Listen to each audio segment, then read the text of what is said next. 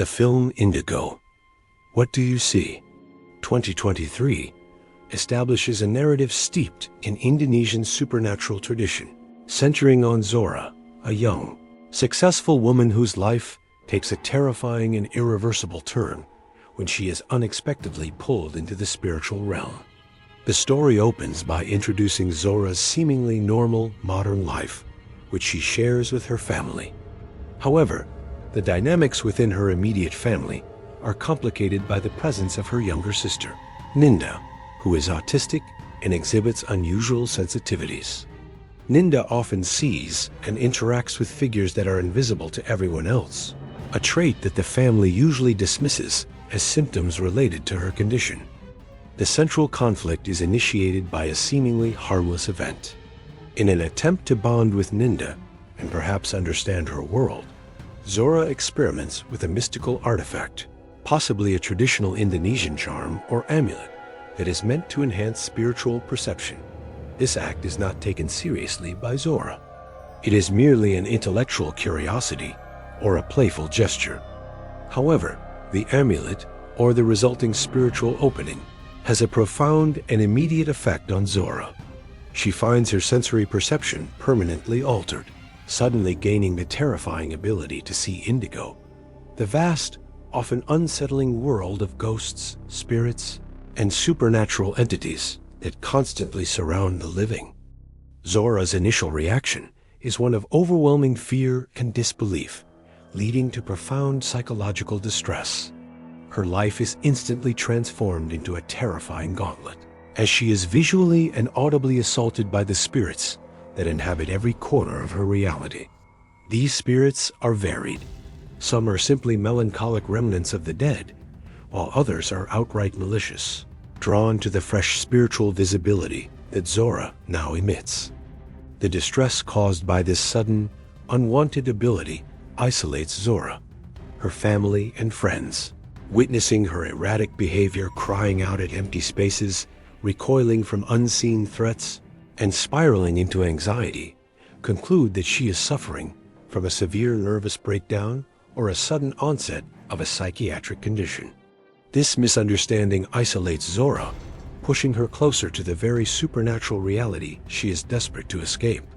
Only Ninda, who has always lived in this dual reality, instinctively understands what is happening to her sister, though she cannot articulate it fully. Desperate for a solution, Zora seeks help from Aktris, a respected figure known in the local community for her knowledge of the occult and the spiritual realm. Aktris confirms Zora's worst fears. Her ability to see spirits is real, irreversible by simple medical means, and has made her a prime target for malevolent entities. Aktris warns Zora that a particularly powerful and ancient demon, an indigo entity, has been attracted to her unique spiritual light and is now attempting to possess her. The film then introduces the indigo demon as the primary antagonist. This entity is distinct from the common spirits Zora sees. It is calculated, highly intelligent, and possesses immense power, often manifesting as a shadow or a figure with inhumanly distorted features. The demon's objective is possession, seeking to use Zora's body as a permanent vessel to cross fully into the mortal realm. The conflict escalates as the demon employs sophisticated psychological warfare against Zora. It exploits her deepest fears, manifests as loved ones to trick her, and uses the terror of other lesser spirits to drive her to exhaustion. The demon's attacks often occur when Zora is most vulnerable during sleep, in moments of solitude, or when she is under stress. Ninda becomes an unwitting participant in this battle, as the demon uses Ninda's own sensitivities and connection to the spirit world to torment Zora, often appearing to Ninda and whispering dark warnings about Zora's imminent fate. A key turning point occurs when the demon targets Ninda directly, realizing that Ninda's connection is a weakness in Zora's spiritual defense. The demon attempts to manipulate Ninda into harming Zora, or performing rituals that would weaken Zora's spiritual barrier further. This threat to her sister forces Zora to move beyond fear and embrace her new ability as a means of defense. She realizes that to save Ninda and herself, she must not only see the spirits, but also understand the spiritual world's rules of engagement. Zora returns to Aktris, demanding intensive training on how to control her psychic abilities and how to fight the demonic entity. This training sequence is crucial, showing Zora learning to project psychic energy, create temporary spiritual shields, and understand the demon's vulnerabilities. She learns that the demon is bound by certain traditional spiritual rules, and its power is strongest when Zora is consumed by fear. The narrative introduces a race against time. The demon begins to manifest more physically, its presence causing environmental disturbances, objects shattering, temperatures plummeting, and dark, corrosive spiritual energy spreading through the house. The demon sets a spiritual deadline, preparing for a full final possession ritual. The climax takes place within the confines of Zora's own home, which the demon has successfully transformed into a spiritual battleground. Zora and Ninda, now working together with Ninda, acting as a spiritual beacon and warning system, attempt to use the learned techniques to weaken and expel the demon. The demon's attacks are brutal, culminating in a scene where it physically manifests in its true, terrifying form, attempting to break Zora's will through a vision of her worst fear. In the final moments of the possession attempt, Zora leverages her understanding of the spirit world.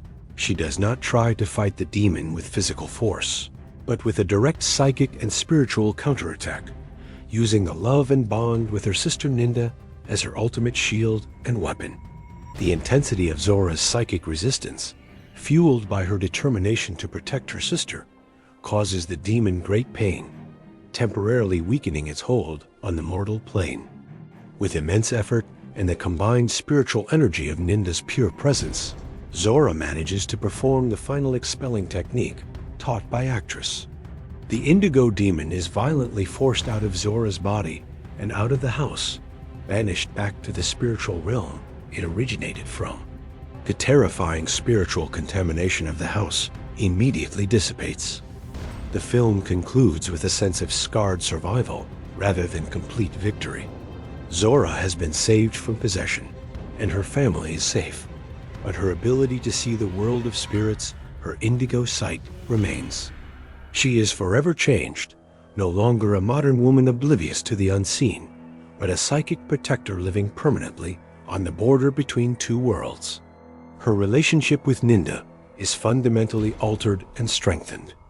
Zora now truly understands her sister's unique perspective. The final shot is often a lingering look from Zora, indicating that while the immediate threat of the great indigo demon is gone, the vast, terrifying world of spirits is always watching. And Zora must now learn to live and navigate a life that is perpetually shared with the unseen. The ultimate resolution is that she has embraced her fate, moving from victim to warrior in the endless spiritual conflict.